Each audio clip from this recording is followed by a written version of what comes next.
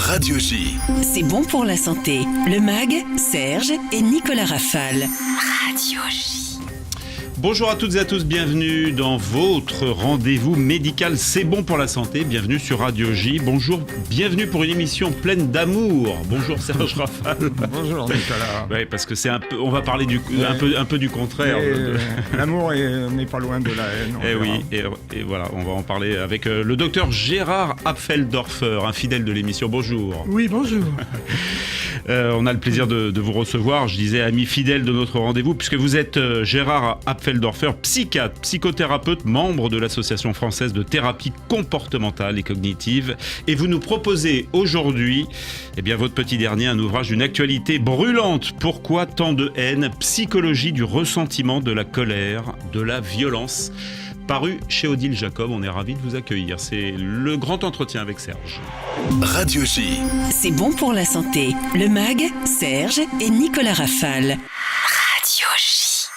Docteur Apfeldorfer, bonjour. Oui, bonjour. Je suis heureux de vous retrouver, de vous accueillir à nouveau. Alors, je vous ai reçu régulièrement dans notre magazine pour évoquer le surpoids et l'obésité qui ont explosé au point de constituer un problème préoccupant de santé publique, ce qui touche à présent la moitié de la population française. Vous avez créé en 1998, avec le docteur Jean-Philippe Zermati, nutritionniste et psychothérapeute, le GROS, GROS, acronyme de Groupe de réflexion sur l'obésité et le surpoids, une association de professionnels de la nutrition qui réfléchissent aux difficultés, disons-le, aux échecs fréquents à moyen et long terme des régimes et proposent des alternatives, dont une approche bio-psychosensorielle plus efficiente. Vous êtes d'ailleurs toujours au conseil scientifique et président d'honneur de cette association. Mais nous vous recevons aujourd'hui pour un tout autre sujet d'une actualité vraiment brûlante, la violence de la société, avec en filigrane la vague d'antisémitisme depuis le 7 octobre, l'épidémie de meurtres ou d'assassinats en série commis par des enfants ou des adolescents. Citons de façon non limitative Mélanie la semaine dernière à Nogent en Haute-Marne, Benoît à Dax le soir de la victoire du PSG en Ligue des Champions, Elias à Paris dans le 14e arrondissement après un entraînement de foot, la guerre contre la République islamique d'Iran depuis jeudi. Derrière et à l'origine de cette violence, la haine à laquelle vous consacrez un ouvrage complet et salutaire, elle constitue pour le psychiatre que vous êtes une urgence absolue. Vous allez nous aider à la comprendre et nous expliquer les solutions qu'on peut lui opposer pour réduire cette violence dont elle est en grande partie responsable. Bien, merci de me recevoir. Effectivement, je me suis intéressé à ce problème de la haine qui aujourd'hui est vraiment partout, en définitive, qui a cru dans des proportions assez hallucinantes. Et donc, c'est un petit peu pour ça aussi que j'ai voulu en savoir plus sur le sujet. Mais vous nous expliquez, c'est difficile parce que vous dites la haine échappe à toute définition et même à toute description, qu'elle soit proposée par un psychiatre, un psychologue ou même les philosophes. Effectivement, et c'est ça qui est assez extraordinaire, il n'y a pas de définition univoque de la haine. Personne n'est arrivé à se mettre d'accord sur qu'est-ce que c'était que la haine. Et moi, quand j'ai découvert ça, que finalement, cette impossibilité de dire ce qu'était la haine pour donner une définition, le fait qu'il n'y ait pas de définition pose quand même des problèmes, parce qu'à partir du moment où on veut, par exemple, interdire la haine sur les réseaux sociaux, il faut savoir qu'est-ce qu'on interdit, il faut savoir de quoi on parle. Il faut qu'on dise à un juge, voilà, la haine c'est ça, est-ce qu'il y en a, est-ce qu'il n'y en a pas? Et bien ça, on est incapable de le faire. Alors ça m'a amené à m'apercevoir que, en définitive, la haine était dans une sorte de continuum, en fait. C'est-à-dire qu'il y a des petites haines, et il faut bien dire que nous sommes tous capables de haïr dans des petites proportions, je dirais. Et puis, il y a donc c'est des haines banales, en quelque sorte. Donc, un petit peu, j'en parle dans mon livre, le ressentiment, la jalousie, l'envie,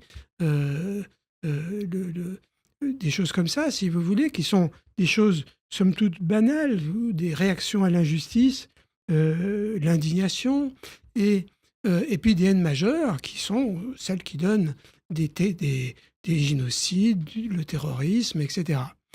Et je me suis aperçu, j'ai trouvé une psychiatre américaine qui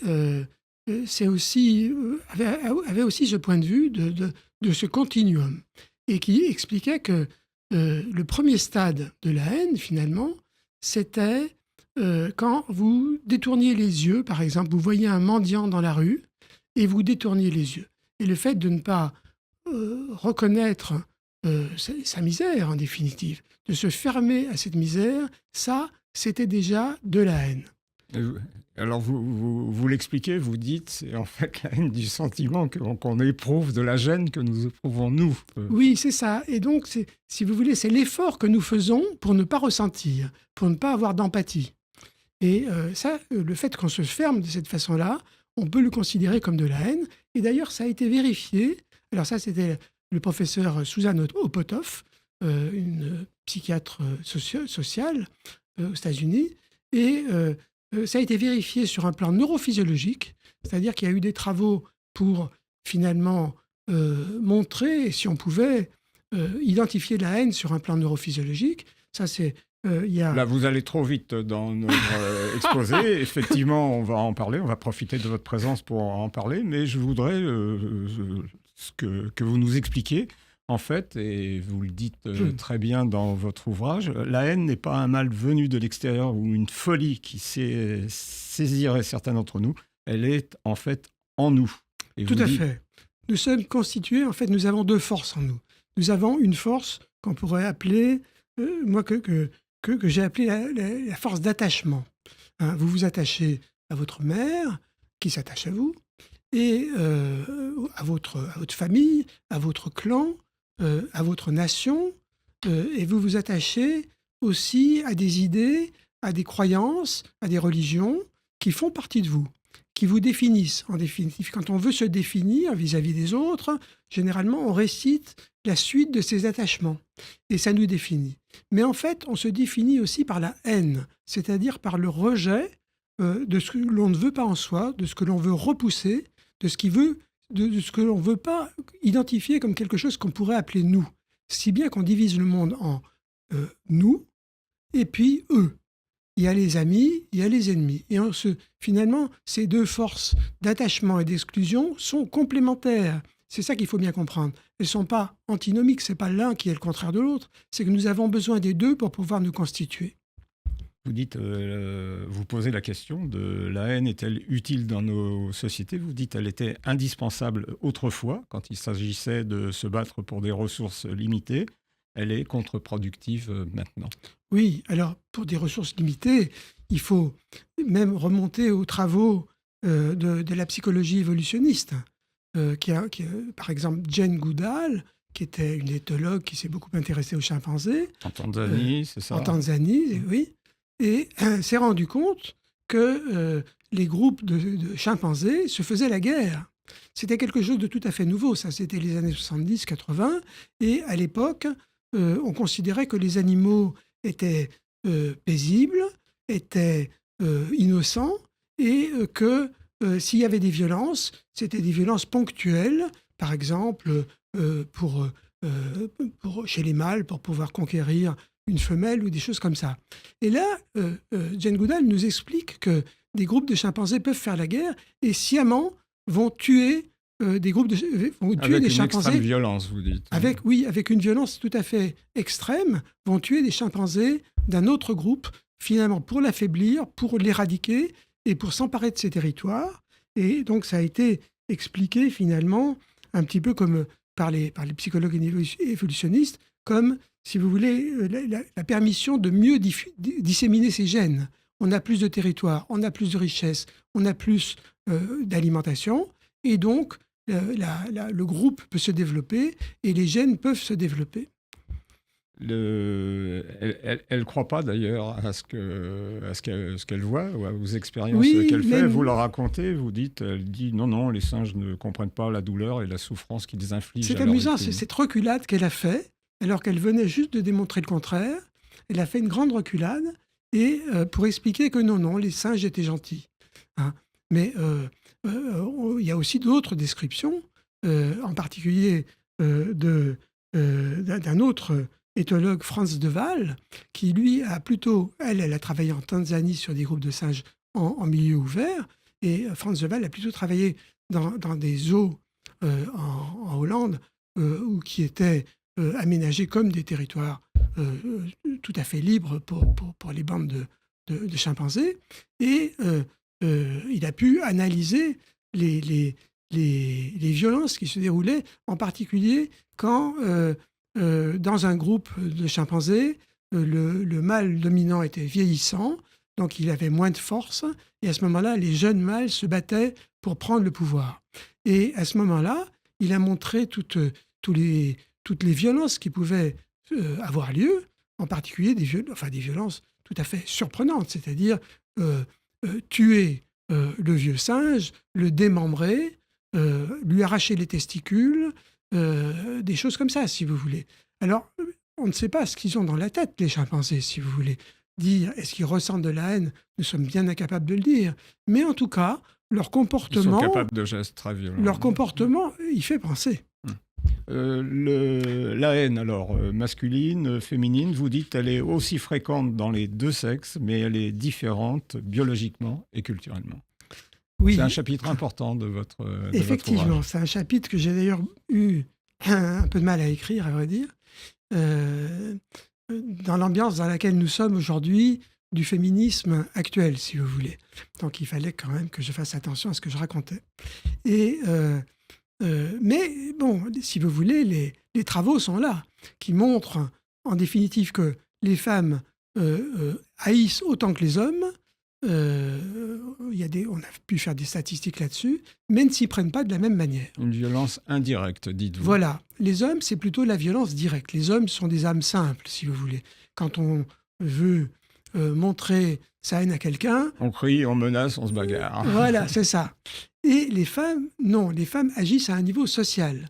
Il faut dire que les femmes, d'une façon générale, sont beaucoup plus habiles sur le plan relationnel, sur le plan social, ont une capacité à manipuler les mots, le langage, qui est plus sophistiquée et plus précise que les hommes, et s'en sert généralement cette violence indirecte pour attaquer les hommes et les mâles, on pourrait dire, parce qu'on repère là aussi les mêmes choses dans les groupes de chimpanzés, où les femelles, par exemple, quand elles trouvent que le mâle dominant est brutal, n'est pas satisfaisant, ne les satisfait pas, eh bien, elles s'allient finalement pour le détruire et favoriser un autre mâle qui prendrait sa place. Donc, elles savent aussi manipuler de cette façon-là pour obtenir ce qu'elles veulent.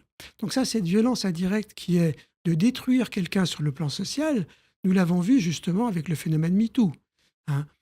C'est-à-dire que ce qui s'est passé avec le phénomène MeToo, c'est que la violence, la haine féminine s'est transformée. Si vous voulez, quand une femme, par exemple, se fait violer, quelles sont ses ressources? Qu'est-ce qu'elle peut faire? Elle peut évidemment aller mal, développer un syndrome de stress post-traumatique, mais si elle veut combattre son agresseur, eh bien, elle a le choix entre quoi? Elle a le choix entre ce qu'on peut appeler... le bannissement ou la justice, vous dites. Voilà, c'est ça. La justice, ce qu'on appelle la justice adversariale. C'est-à-dire que c'est notre justice à nous, si vous voulez, en Occident. Eh bien, dans cette justice-là, on s'occupe de savoir... on va s'intéresser essentiellement au présumé coupable. Le présumé violeur ou le présumé meurtrier, eh bien, on va essayer de comprendre ce qui l'a amené dans cette situation-là, quelles sont ses motivations, pour pouvoir caractériser son crime et le punir en conséquence. Et cette façon-là de s'intéresser beaucoup plus finalement au meurtrier ou finalement au violeur qu'à la victime, eh bien, fait que cette victime est juste un témoin en définitive. Elle est là comme témoin. Et après, on s'étonne que beaucoup de femmes n'aillent pas en justice, alors que, en fait, la justice constitue finalement un second traumatisme. Il faut pouvoir, devant la justice, verbaliser tout ce qui s'est passé, le revivre une autre fois, encore et encore, parce qu'il y a toutes les interviews, le jugement, souvent un deuxième jugement, etc. C'est très dur. Et vous dites qu'il y a une méthode plus rapide, qui est Voilà. celle adoptée là, depuis Alors, MeToo, c'est le MeToo, bannissement ou la cancellisation, la cancel Exactement. culture. Le système MeToo était finalement un raccourci merveilleux pour pouvoir punir le coupable qu'on connaissait et le bannir de la société. Une mise à mort sociale. On peut dire que dans un certain nombre de cas, ça a été une mise à mort sociale, c'est-à-dire que la personne ne s'en est jamais relevée. Elle avait perdu sa place dans la société, elle avait perdu son travail, elle avait perdu généralement son couple aussi et ses enfants, elle avait quasiment tout perdu. Donc c'était quand même une façon de procéder tout à fait hors justice, parce que là on ne s'occupe absolument pas. Ce qu'il faut bien comprendre dans le phénomène MeToo, c'est que ça n'a absolument rien à voir avec la justice. Ça a à voir avec un système de bouc émissaire, en définitive. On a nommé un bouc émissaire et ce bouc émissaire a été détruit. Est-ce que ce bouc émissaire était coupable ou pas? Eh bien ça, finalement, ce n'est pas l'élément le plus intéressant pour les personnes qui, finalement, le détruisent. Au contraire, ce qui est le plus intéressant, c'est que désigner cette personne-là comme bouc émissaire permet au groupe de resserrer les liens du groupe et de se rendre plus fort. On accuse Dr. Apfeldorfer la haine, les réseaux sociaux d'être responsables de la haine en ligne. Vous dites Internet n'a pas inventé la haine, il l'a juste démocratisée. Oui, tout à fait. La haine en ligne, c'est quelque chose qui est très intéressant, si vous voulez. Ça devient facile, finalement, de dire du mal des gens devant un grand public. Autrefois, on pouvait simplement au café du commerce ou entre amis dire du mal d'un certain nombre de personnes que l'on n'aimait pas et développer son opinion, etc. Ou essayer de lui créer une mauvaise réputation. Mais généralement, ça n'allait pas très loin. Alors qu'avec les réseaux sociaux, la mauvaise réputation prend une ampleur tout à fait inédite. Le système est le suivant. Vous avez des personnes qui sont des individus souvent assez fragiles, qui ont eu du mal à se construire, qui ont eu des attachements fragiles dans leur enfance pour différentes raisons qu'on pourra peut-être développer après, et qui n'arrivent à se construire elles-mêmes qu'autour de la haine, en définitive. Et en allant sur les réseaux sociaux, grâce au mécanisme lui-même des réseaux sociaux, ce qu'on appelle des algorithmes de recommandation, ou ce qu'on appelle aussi des bulles de filtre, vous vous retrouvez assez vite noyé dans toute une série de personnes qui pensent comme vous, exactement comme vous, qui ont les mêmes idées que vous, et avec qui vous pouvez échanger. Et là, comme vous êtes anonyme, vous pouvez vous fondre dans ce groupe qui, à ce moment-là, alors il faut liker, si vous voulez. Quand des idées apparaissent qui ressemblent aux vôtres, il faut que vous envoyiez des likes, et vous-même, vous émettez aussi des idées pour lesquelles les gens vous likent. Vous expliquez qu'une certaine violence est admise, d'ailleurs. Tout à fait. Et donc, même c'est un jeu social, si vous voulez. La violence verbale devient un jeu social. Oui, vous dites que ça marque la proximité sociale entre les membres du groupe. Exactement. Il y a un moment où ce jeu social, si vous voulez, peut faire boule de neige, en définitive, et se centrer sur un bouc émissaire. Là encore, cette histoire du bouc émissaire, parce que quand on parle de la haine, on est obligé de parler beaucoup du bouc émissaire. C'est un mécanisme qui est vraiment à la base, en définitive. Et ce bouc émissaire, on l'a vu par exemple dans l'affaire Mila, qui a été désigné comme bouc émissaire par des millions. On est arrivé à des millions de likers. Eh bien, à ce moment-là, cette personne est finalement lynchée sur les réseaux sociaux et elle est obligée de fuir. Mila, en l'occurrence, n'a plus pu aller dans son lycée, c'était impossible. Elle aurait pu se faire tabasser pour de bon, si ce n'est mettre en péril sa vie. Et donc, il a fallu que les autorités l'excluent et lui trouvent un nouveau lycée anonyme. Et donc, si vous voulez, il y a cet effet de destruction de l'autre, soit par la cancélisation, donc la destruction finalement de la personne sur le plan social, mais aussi d'un véritable lynchage. Je souhaiterais, Dr Apfeldorfer, qu'on dise un mot sur le terrorisme. Ah ben oui. Alors justement, si vous voulez, on passe... je n'ai pas tellement parlé des haines ordinaires, si vous voulez, hein, mais on ne peut pas parler de On tout. n'a pas le temps, votre ouvrage Absolument, est un ouvrage oui, très voilà. riche. Nicolas prolongera Voilà. la discussion Alors il y a les haines après la ordinaires pause. qui nous concernent tous, et qui nous permettent en fait de faire l'expérience de la haine par nous-mêmes. Et puis il y a les haines qui touchent d'autres personnes qui sont un petit peu différentes. Et ces personnes-là peuvent aller jusqu'au terrorisme. Alors, finalement, comment est-ce qu'on devient terroriste ? Eh bien, ça a été longuement étudié. Et les sociologues se sont longuement penchés sur comment on devenait terroriste. Alors, il y a des premières théories qui expliquent que, finalement, pour faire un bon terroriste, il fallait... c'est la théorie 3N d'un sociologue qui s'appelle Klujewski. Il fallait un need, narrative and network. En français, ça donne un besoin, une narration et un soutien social. Vous dites qu'il faut un bon narratif qui donne du sens, qui justifie la haine et la violence et même la glorifie. Exactement. Et ce narratif va varier selon votre culture.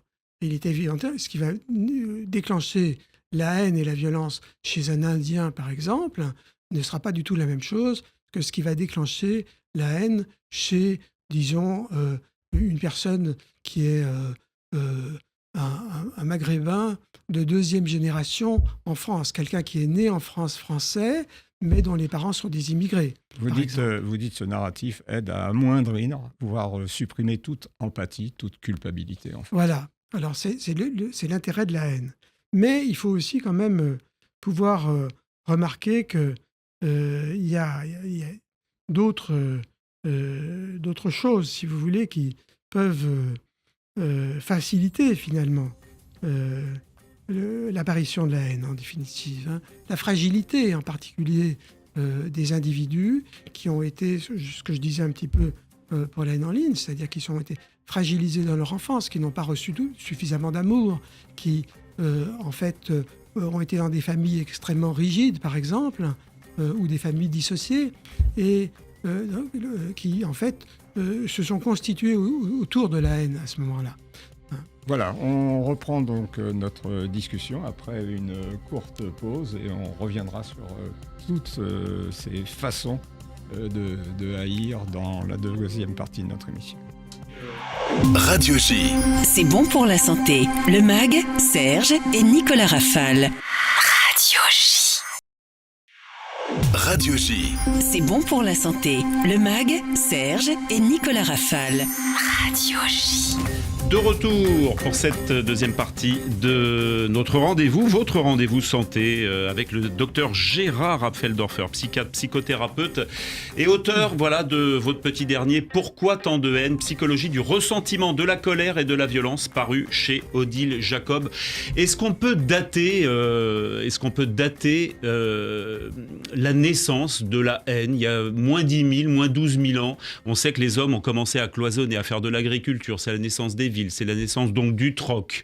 Est-ce que Homo sapiens, puisque nous sommes des Homo sapiens, et il y a moins 12 000, c'était déjà des Homo sapiens, est-ce qu'on peut dater la haine de l'encloisonnement, de la naissance de l'agriculture, de la naissance de la monnaie, ou est-ce que c'était dans les gènes bien avant cela? Oui, alors voilà, il y a les deux théories, en définitive. Il y a la théorie génétique qui est portée essentiellement par les psychologues évolutionnistes, à laquelle j'adhère quand même pas mal. Je pense que la haine est innée chez nous, comme elle est chez les chimpanzés. Donc, c'est quelque chose qui est constitutif de notre être. Et puis... Mais quand même, dans votre livre, Dr Apfeldorfer, vous dites les gènes proposent, mais il y a beaucoup d'autres facteurs qui disposent. L'environnement, la famille, les facteurs sociaux, l'histoire personnelle. C'est vrai aussi, mais c'est aussi la façon de haïr, je dirais, qui change, si vous voulez, mais pas la haine proprement dite. Et puis, il y a d'autres théories, effectivement, et en particulier des théories féministes qui ont proposé cette explication-là, que dans les temps préhistoriques, eh bien, il y aurait eu des sociétés qui auraient été essentiellement matriarcales et qui n'auraient pas été des sociétés haineuses. Et que la haine est apparue à partir du moment où c'est le patriarcat qui s'est installé. Et ce patriarcat s'est installé à partir du moment où on a commencé l'agriculture, parce que l'agriculture, qui dit agriculture, dit possession des terres, dit quelque chose à posséder. Sédentarité. Voilà, sédentarité. Et à partir de ce moment-là, il a fallu avoir des structures qui disciplinaient l'envie et le désir et la jalousie des gens. Donc la haine est apparue à partir de ce moment-là. Mais en fait, il faut quand même bien dire que cette théorie de société matriarcale, finalement extrêmement sympathique, qui ressemblait peut-être à un kibbutz en Israël, finalement, c'est à peu près la description qu'elles en font, eh bien, est tout à fait contestée par les anthropologues aujourd'hui. On pense que ça ne correspond pas du tout à la réalité et que cette division entre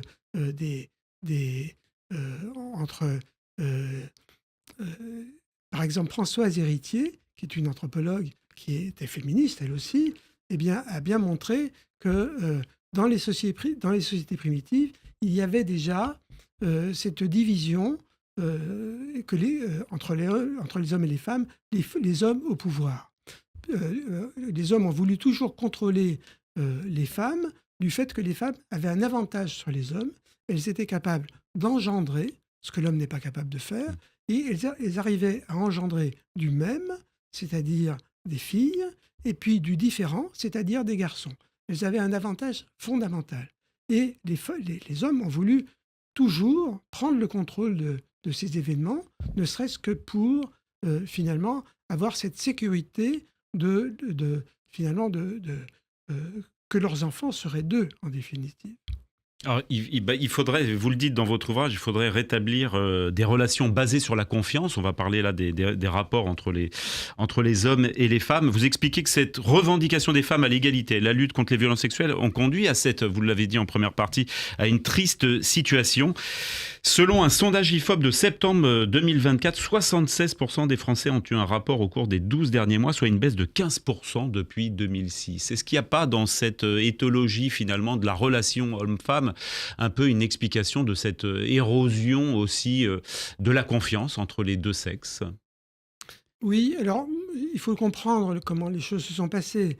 Les femmes ont été victimes depuis que le patriarcat existe et il semble bien qu'il existe depuis le début des temps pour les êtres humains. Eh bien, depuis ce temps-là, elles ont été victimes d'une injustice systémique. Hein. Donc, elles ont été brimées. Et là, le mouvement féministe, à partir du XVIIIe siècle, qui s'est développé beaucoup, en particulier ces dernières décennies, a été une revendication légitime. Et comme tout mouvement revendicatif, on a souvent l'habitude d'aller beaucoup trop loin dans ces revendications. Et je crois que c'est plutôt ça qui s'est passé. Donc les femmes ont voulu l'égalité, et cette égalité, on est arrivé à déconsidérer la genre masculine et finalement à déconsidérer, par exemple, la séduction, la capacité de se séduire mutuellement et finalement d'avoir des rapports sexuels équilibrés. Donc on est arrivé à finalement une complexité. Il fallait maintenant ce qu'on vous dites demande. à chacune des étapes, quasiment, voilà. Il faudrait obtenir l'accord. C'est ça. Il faut maintenant, quand vous voulez séduire une femme, il faut venir avec son avocat.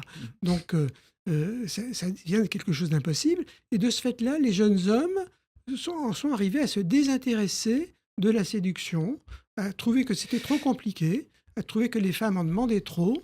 Et finalement, s'ils avaient le choix entre regarder un bon film sur Netflix... Près de la moitié des moins de 35 ans vivant en couple reconnaissent avoir évité un rapport pour regarder une série, un film, un jeu vidéo. Exactement. Donc on ne peut plus, dans cette société d'aujourd'hui, quel est l'œil du psychiatre, on ne peut plus dire la fameuse phrase de Pierre Dac, quand un homme ouvre la porte de la voiture, la portière de la voiture à une femme, c'est que l'une des deux est neuve. Ça, on ne pourrait plus dire ça aujourd'hui, on passerait pour un horrible misogyne, sexiste. Les blagues sexistes sont maintenant tout à fait interdites. Et d'ailleurs, je dirais même, on peut aller plus loin parce que je parle aussi du rire dans mon livre. Les blagues tout court sont interdites, c'est-à-dire qu'on ne peut plus se moquer de personne. Ne rions plus. Non, la seule personne dont on peut se moquer, c'est de soi-même. C'est soi-même. Et il faut bien dire que les rires sont limités parce que personnellement, je me trouve un certain nombre de défauts, mais un certain nombre de défauts limités. Donc je peux faire rire sur 2 ou 3 défauts. Alors que si j'ai la possibilité de faire rire sur les autres, là j'ai une infinité de défauts et un bien plus grand champ. Quel est l'œil du psychiatre alors avec vos années de pratique, votre expérience sur ce qu'il faut faire, le rétablissement de cette confiance entre les deux sexes selon vous? Absolument. Moi je pense qu'il faut rétablir la séduction, il faut rétablir la capacité de la séduction. Et pour rétablir la capacité de la séduction, effectivement, il faut rétablir la confiance. Hein. Donc des gentlemen, par exemple, eh bien, le gentleman, c'est un homme qui sait prendre en considération, qui a de l'empathie pour la femme, si vous voulez, et donc qui va la préserver de toute attaque et lui faire comprendre à quel point il l'apprécie. Hein, y a une blague que je peux peut-être vous rapporter. Un monsieur rentre dans une pièce et tombe sur une femme nue. Et là, il ferme tout de suite la porte en sortant. En sortant, il dit « Excusez-moi, monsieur ». Puisque le sous-titre de votre ouvrage, Pourquoi tant de haine, psychologie du ressentiment, de la colère et de la violence, est-ce que vous en avez constaté beaucoup plus qu'au début de votre pratique dans votre cabinet, de la colère, de la violence, du ressentiment? Non, je dirais pas ça. Je dirais qu'il y a une sorte d'égalité, que je vois toujours autant de haine chez mes patients, toujours autant de désir de vengeance, de revendication, d'envie. C'est quelque chose qui me paraît assez constant. Vous l'écrivez bien, docteur Apfeldorfer. Vous dites on ne consulte pas parce qu'on est, mais en raison de ce que la haine nous fait et nous fait faire. Exactement. Et les gens qui consultent un psychiatre ne consultent pas en arrivant en disant je suis haineux, j'aimerais que ça s'arrête. Hein, si vous voulez, c'est pas la haine qui est identifiée, c'est la violence. Hein. D'ailleurs, la haine, en réalité, ne pose pas de problème. Parce que, comme je l'ai dit tout à l'heure, la haine nous est constitutive. Si on considère que la haine est à bannir, à ce moment-là, on ne peut pas s'en sortir. On va se retrouver dans une sorte de piège. Non, en fait, ce qui est le problème, c'est le passage de la haine à la violence. C'est ça qui pose problème. Donc, il faut pouvoir avoir une haine qui soit beaucoup moins violente, voire pas violente du tout. Et qui permette une haine qui va permettre, en fait, finalement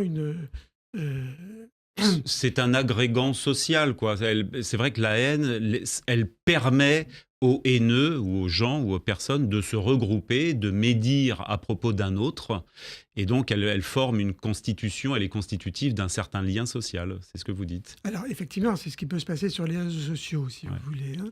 Mais disons que on ne peut pas contrôler, d'une façon très générale, ses émotions, ses sentiments. On ne peut pas non plus contrôler les pensées qui nous passent par la tête. Elles nous viennent et on n'y peut rien. Par contre, ce que l'on peut contrôler, ce sont ses comportements, c'est-à-dire ce passage de la haine à la violence. Et c'est là-dessus que le psychiatre peut aider, si vous voulez, et qui peut permettre aux gens de travailler. Alors quand j'ai des personnes qui viennent me consulter parce qu'elles souffrent de la haine, elles souffrent de quoi finalement? Elles souffrent des conséquences de leur haine. Hein, cette haine qu'elles manifestent dans leur couple va détruire leur couple. Elle va leur poser des problèmes dans leur vie professionnelle, parce qu'ils se mettent en colère, parce qu'ils n'arrivent pas à contrôler. Et donc, à ce moment-là, ils viennent me voir en me disant « Je suis en danger, si je continue comme ça, je vais perdre mon travail, je vais perdre mon couple, etc. » Hein. Donc, ils viennent avec cette demande-là. Et donc, ce que l'on peut faire, c'est les faire travailler, d'abord identifier le problème. Identifier, par exemple, leurs émotions, la colère, par exemple. On peut travailler sur la colère. On peut faire en sorte, on ne peut pas empêcher la colère d'arriver, mais on peut faire en sorte que cette colère soit neutralisée dans ses effets. Par exemple, je fais faire à mes patients des exercices de colère, c'est-à-dire, par exemple, dans un état de relaxation ou de pleine conscience, je leur demande d'imaginer des situations qui les mettent en colère. Donc, le patient sent en lui la colère monter, le cœur bat plus vite, la respiration se fait plus haletante. Donc je lui demande d'identifier tout ce qui est en train de se passer là, et je lui dis ensuite de revenir simplement sur sa respiration, et sans rien faire de plus, les choses retombent et se calment. Et puis après, on recommence. 1 fois, 2 fois, 3 fois, 10 fois. Autant que nécessaire pour qu'il se rende compte que la colère, que sa colère peut s'évaporer sans qu'il ait besoin de passer à l'acte. Donc la violence n'est pas nécessaire. Et donc, bien évidemment, je le fais aussi travailler sur cette violence, si vous voulez. Donc, tout ce qui peut... par exemple, on peut travailler sur les pensées qui déclenchent la violence. On s'aperçoit que que les personnes haineuses ont toujours ce qu'on appelle des pensées automatiques qui sont toujours un peu les mêmes. Qui sont toujours sur le mode de il faut, je dois. Il faut que je fasse ci, je ne dois pas faire ça, etc. Et je dois prouver ma force, par exemple. Parce que sinon, on ne va pas me respecter. Je dois, les autres doivent voir mes besoins. Les autres doivent me comprendre automatiquement. Et donc, du coup, céder à ce que je demande. Ce genre de pensée. Donc le travail du psychiatre, c'est d'essayer de déboulonner un peu les automatismes de pensée. Exactement. Chez ces personnes. Déboulonner, on peut le dire comme ça. Ouais. De faire en sorte, si vous voulez, de décrocher de ces pensées. On ne fait pas que ces pensées n'existent plus. On fait en sorte que ces pensées n'aient plus de conséquences. C'est ça qu'on arrive à faire. C'est remarquablement démontré, ça va intéresser le psychiatre que vous êtes, dans une série qui passe sur Arte, à voir absolument, qui s'appelle Querer. C'est un mot en espagnol, Querer, sur un mari qui use d'une violence, et sa femme décide, au bout de 30 ans, un jour, elle part. Au bout de 30 ans, c'est-à-dire que les 30 années qu'elle a passées avec lui ont été des années expérimentées, des années tues, des années bafouées. Et un jour, elle ouvre la porte et elle part. Et lui, il comprend absolument pas. Il se remet absolument pas en question. Les enfants, lui, font la tête. Il y en a un des deux, puisqu'ils sont 2 enfants, 2 gamins, 2 fils. Un qui prend parti pour elle, l'autre qui ne lui adresse plus la parole et qui finalement lui adressera la parole. Enfin, c'est une série d'une précision à regarder en 4 épisodes sur Arte TV. Querer, sur un mari, qui use d'une violence. Oui, Serge ? On était dans la violence indirecte tout à l'heure. On l'a parlé. La femme peut être dans la violence directe. Jacqueline Sauvage, qui supporte pendant des années la violence et qui brutalement... Absolument. Et ça, c'est aussi caractéristique finalement de la violence féminine. C'est-à-dire qu'il y a cette violence sociale qui est la violence habituelle chez les femmes. Et puis, de temps à autre, c'est une violence directe. Et cette violence directe est, à ce moment-là, vraiment dans un système tout ou rien. C'est-à-dire que justement, cette femme n'a rien fait, n'a rien dit pendant 30 ans, a encaissé les coups. Et puis, un beau jour, à ce moment-là, elle décide finalement Mais c'est cette question du un beau jour. Pourquoi, au bout de 30 années dans cette série Querer, cela arrive ? Pourquoi Jacqueline Sauvage, c'est arrivé au bout de X années de... c'est généralement la goutte d'eau qui fait déborder le vase. Moi, j'ai eu une patiente comme ça une fois. Peut-être le vase qui a fait déborder la goutte d'eau aussi. J'ai eu une patiente comme ça une fois que j'ai vue à sa sortie de prison et qui avait tué son mari exactement avec ce genre d'histoire-là. C'est-à-dire, pendant 20 ans ou 30 ans, elle a accepté les coups. Et puis un beau jour, elle a dit « c'est fini, j'accepte plus ». Je ne sais plus très bien ce que son mari a fait. Donc elle a pris le fusil de chasse de son mari et elle l'a braqué sur son mari et lui a dit « si tu n'arrêtes pas de me taper, je te tue ». Et son mari lui a répondu « tu m'embêtes, laisse-moi lire le journal ». Ouais, c'est ça, tu m'intéresses. Elle l'a tué, elle est allée en prison, elle a fait 10 ans de prison, je la vois à sa sortie, et là, elle m'explique que ces 10 ans de prison ont été les années les plus heureuses de sa vie. Ouais, parce qu'elle était enfin dans le calme et seule avec... Et elle s'est fait des copines. Bon, écoutez, ce serait violence quand même que de ne pas faire intervenir le docteur Vladimir Mitz, qui est rentré dans le studio depuis un petit moment et avec lequel on va parler également du thème du jour. Petit jingle. Radio J. C'est bon pour la santé. Le MAG, Serge et Nicolas Rafale. Alors, Vladimir, bonjour tout d'abord. Chers amis. Puisqu'on parle de haine et de violence, on sait que dans certains pays, on coupe encore la main des voleurs. Des rumeurs se font parfois entendre qui nous expliquent que des chirurgiens sont présents pour recoudre le membre sectionné. C'est possible ou on est vraiment dans du fake là ? Non, on est vraiment dans du fake. parce que quand on décide de couper la main de quelqu'un pour le punir, on ne va pas le récompenser. Par contre, ma rencontre avec la violence extrême et la haine, elle date des années où je faisais de la microchirurgie dans l'équipe SOS Main du professeur Raymond Villain à Boucicaut, et où nous avions, du fait de notre particulière compétence, à réparer des membres déchiquetés, où il fallait à la fois réparer des vaisseaux, réparer les os, rassembler la peau pour pouvoir faire de la couverture, eh bien, nous avions été ceux qui recevions de prime abord tous les traumatisés à cause des attentats et des accidents.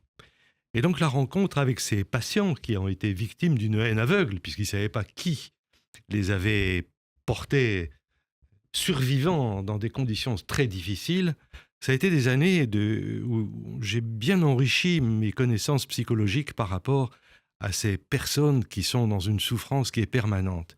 Et de quoi on se rendait compte? Ceux qui avaient survécu, bon, bien sûr, ils étaient très contents d'avoir survécu, mais tout de suite, ils avaient la haine de ceux qui les avaient assassinés. Ils voulaient absolument savoir qui c'était. Et ce qui m'a étonné, c'est que pendant toutes ces années jusqu'à maintenant, ce sont des personnes qui n'ont pas oublié cette haine qu'ils vouent à ceux qui ont causé leurs dégâts. Ils créent des associations, ils essayent de se retrouver, et cela me rappelle un peu ce que faisaient les chasseurs de nazis pendant toutes ces années, qui, à la suite de ces massacres, n'ont jamais voulu pardonner. Et Raymond Villain, qui était un homme exceptionnel, comme vous le savez, a beaucoup développé le thème du pardon. C'est-à-dire que la haine qu'on voue à l'autre, à un moment donné, ne peut être éteinte que s'il y a un pardon. C'est-à-dire si on dit « bon, ok, j'arrête, je change de braquet, je change de ville, de trottoir », eh bien ces personnes-là n'ont jamais pardonné. Et donc pour nous, c'était important de faire en sorte que nous leur apportions des solutions à chaque étape, parce que les opérations qu'il fallait faire chez eux étaient multiples, répétitives. Ceux qui étaient amputés gardaient des douleurs en permanence. Ce sont eux ou elles qui ont des membres fantômes, parce que ce fantôme est le synonyme, le contraire, je dirais le versant négatif de la haine qui est positif. Et cette haine qui les anime a des formes parfois très, très étranges, parce que quand ils se réunissent entre eux, c'est un peu comme si à un moment donné, ce groupe que vous avez décrit pour le groupe MeToo leur apportait une joie de vivre, une possibilité de se retrouver et de se reconnaître. Bref, ce que je voulais dire, c'est que cette haine que nous, en tant que médecins et chirurgiens, nous avons expérimentée est d'une telle violence qu'elle ne peut s'éteindre qu'avec un pardon, et ce pardon n'arrive jamais. Et je voulais savoir si dans votre expérience, ce thème du pardon a une quelconque valeur. Est-ce que ça a une valeur pour vous en tant que thérapeute? Est-ce que c'est un pardon qui est d'ordre religieux? D'où ça vient cette capacité de pardon? J'ai un peu de mal à vous répondre parce que j'aime pas trop finalement poser ces problèmes-là, ce problème de la haine et de la fin de la haine en termes de pardon, si vous voulez. Je pense que le pardon n'est pas indispensable. Si on pardonne, oui, c'est très bien. Et si on pardonne pas, ça n'est pas non plus catastrophique. On peut vivre avec sa haine. On peut considérer que cette haine est motrice et même nous permet de tourner les pages aussi, si vous voulez. J'avais une patiente comme ça qui avait subi aussi des choses absolument épouvantables, des traumatismes très importants, et qui finalement, on avait fait cette thérapie, elle avait bien marché, et je lui pose comme question, qu'est-ce que vous voulez maintenant? Est-ce que vous voulez porter plainte? Est-ce que vous voulez combattre celui qui vous a fait du tort, qui vous a violé, qui vous a détruite finalement, ou bien est-ce que vous voulez tourner la page? Et elle me dit, non mais moi, finalement, poursuivre cette personne ne m'intéresse pas. Ce dont je me rends compte, finalement, c'est que moi, il faut que je poursuive mon chemin et que je montre finalement à cette personne qu'elle ne m'a pas détruite. Et finalement, cette idée de montrer à cette personne qu'elle ne m'a pas détruite, finalement, c'était sa forme de haine qui lui a permis finalement de progresser et de s'en sortir. Donc, vous voyez, finalement, la haine, on peut lui donner la haine est plastique, comme l'amour est plastique. et finalement, on peut lui donner des formes différentes, et certaines formes différentes peuvent être positives. Qu'en est-il du syndrome de Stockholm? Ah, le syndrome de Stockholm, ça aussi, c'est quelque chose d'assez extraordinaire. Alors, je ne sais pas pourquoi vous évoquez le syndrome de Stockholm alors qu'on est en train de parler de la haine. Parce que la haine peut, à un moment donné, se transformer aussi Bien dans le micro, Vladimir. dans un sentiment de respect, presque d'amour de celui qui vous a fait du mal. Dans ce sens-là. Alors, effectivement, je pense que ça montre bien l'ambivalence qu'il y a entre la haine et l'amour. Et c'est d'une façon Vous très dites qu'ils générale. sont complémentaires. Voilà, et elles sont complémentaires. On a besoin des deux et on passe de l'un à l'autre extrêmement facilement. Il y a beaucoup de gens on voit bien ça dans les couples en particulier, et les avocats en font l'expérience tous les jours. Ce sont les couples qui se sont le plus aimés, qui se sont le plus adorés et qui ont les divorces les plus sanglants. Donc quand ça bascule, ça peut basculer de l'amour à la haine, mais ça peut aussi basculer de la haine à l'amour. On voit ça aussi, des gens qui se sont détestés dans un premier mouvement. Eh bien, il y a un moment, on ne sait pas très bien pourquoi, ça bascule et ça devient de l'amour. Et là aussi, ça va devenir un amour qui est aussi fort que la haine précédente. Il y a cet exemple très célèbre sur le refus d'un pardon. C'est deux personnes victimes de la Shoah, Simone Veil et Georges Semprin. Simone Veil a dit « Je ne pourrai absolument jamais pardonner, jamais. C'est quelque chose qui n'existe pas. » Donc ça, c'est une chose qui lui a appartenu tout au long de son parcours et de sa vie. Et Georges Semprin, dans l'écriture ou la vie, dit « Je pardonne à mes bourreaux ». Il le dit vraiment, c'est écrit noir sur blanc dans l'écriture la vie. Donc il faut choisir sa voie, tout simplement, entre les deux, soit celle d'une haine ad vitam, soit celle peut-être d'une éclaircie, d'un pardon, et puis de savoir, ce que vous disiez tout à l'heure d'ailleurs, de savoir écouter aussi l'autre, les propositions que peut faire l'autre, le patient, la victime, le bourreau. C'est important. Bien sûr, ça c'est le travail du psychiatre, si vous voulez, de pouvoir aider quelqu'un à s'en sortir, à se sortir de ses problèmes à sa façon, je dirais, et à ne pas la lui imposer. Eh bien écoutez, c'est la quasi presque fin, c'est la fin de cette émission. Alors comment parler de la haine? Vous n'aurez pas ma haine pendant 48 minutes, c'est impossible puisque vous avez dit, Gérard Apfeldorfer, qu'elle était... presque innée, inhérente, constitutive, voilà, chez nous, les Homo sapiens. En tout cas, c'est ce que vous racontez dans ce livre « Pourquoi tant de haine ?» paru chez Odile Jacob. Homo sapiens est haineux par nature, par construction, par nécessité. Il rejette ceux qui se mettent en travers de son chemin. Il nous faut marier intelligemment amour et haine, attachement et exclusion. Nous sommes avant tout des animaux sociaux. Merci d'avoir été avec nous pour nous accompagner dans cette émission. C'est moi qui vous remercie de m'avoir reçu. Et merci d'être venu nous apporter cet amour de la parole. C'était fort agréable. Merci Vladimir Mitz, que j'aime beaucoup. Merci Serge Rafal, que j'aime. Et merci Benjamin Arnault, que j'adore. Voilà, à la réalisation. À très bientôt, à la semaine prochaine pour un nouveau numéro de C'est bon pour la santé.